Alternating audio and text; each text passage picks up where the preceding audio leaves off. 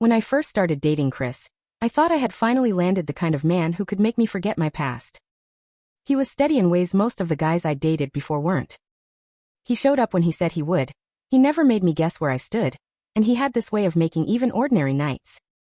Pizza on the couch, a movie we'd both seen 10 times. Feel like something worth remembering. For the first time in years, I thought I might actually be ready for a future with someone. But my past didn't just disappear. It sat there, quietly waiting, like a shadow in the corner of every room we shared. And eventually, that shadow stepped into the light. Before Chris, I had been reckless. My 20s were full of bad decisions disguised as fun. I partied too much, I hooked up too casually, and I didn't think about how any of it might follow me into the future. A couple of those nights included 2 of Chris's friends. Guys I never imagined would matter again in my life. They weren't relationships, not even flings. Just blurry weekends, too much alcohol, and mistakes I told myself were harmless because everyone was young and nobody cared. Except, eventually someone did. Chris did. It wasn't that I lied to him directly. Not at first. We talked about exes and past hookups early in our relationship, the way couples sometimes do. I kept it vague, skipped the details, and told myself it wasn't lying. It was just editing. Why drag the past into the present when it didn't mean anything anymore? But every time we went out with his friends, and I saw one of those familiar faces across the table, my stomach tightened. I laughed at their jokes, smiled politely, and prayed Chris wouldn't notice the way I avoided eye contact. He didn't, not at first.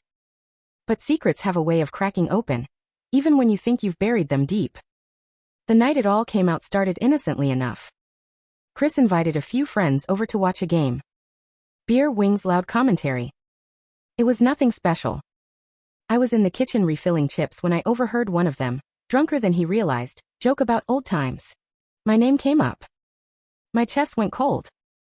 I dropped the bowl louder than I meant to, and the room went silent for a beat too long. Chris looked at me, then at them, and something shifted in his face. He didn't say anything then. He finished the night, kept smiling, but when the door finally closed behind the last guest, he turned to me and asked quietly, "Is there something you want to tell me?" My heart pounded so hard I could barely speak. I could have lied. Maybe I should have. But my voice cracked as I admitted, "Before you. A long time ago." It didn't mean anything. I thought honesty, even late, might save me. Instead, it destroyed us. Chris stared at me like he didn't even recognize me. He asked how many times, who else, when it happened. I tried to explain, to downplay it, to insist it was before we even met. But the words sounded thin, pathetic, even to my own ears. He kept shaking his head like he was trying to clear an image he couldn't stand to see. Finally, he said, "You slept with 2 of my friends before me. You've sat across from them for years, never once telling me. And you expected me not to care?" I begged. I really did. I told him it was just the past, that I loved him, that what we had was real. I dropped to my knees in front of him, clutching his hands, crying harder than I ever had in my life. But he pulled away like my touch burned. His voice was calm when he said it. "You didn't give me the chance to choose. You decided for me what I should know about the people I trust. That's not love. That's manipulation."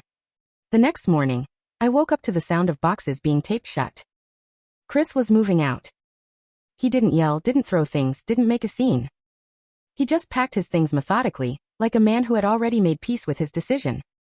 I followed him from room to room, pleading, bargaining, promising therapy, promising transparency, promising anything. He never wavered. The last thing he said before he closed the door was, "I can forgive a past. I can't forgive lies. Now the apartment feels like a shell. His closet is empty. His toothbrush is gone. Even the dent in the couch cushion where he used to sit has flattened out, like he was never there at all. His friends don't text me, don't check in. If anything, I think they've closed ranks around him, pretending I never existed. And maybe that's fair. Maybe I don't deserve to exist in their world anymore." I keep replaying the night in my head, wondering if there was something I could have said differently, some way I could have spun it to make him understand. But deep down, I know the truth. I didn't lose him because of my past. I lost him because I hid it. Because I let him build a life with me on a foundation I knew was cracked, and I prayed he'd never notice the cracks. When he finally did, everything came crashing down. The silence now is unbearable. No texts, no calls, no chance for redemption. Just me sitting in the apartment we once shared, staring at the door he walked out of, and realizing that my past didn't just catch up with me. It cost me the future I thought I'd finally found.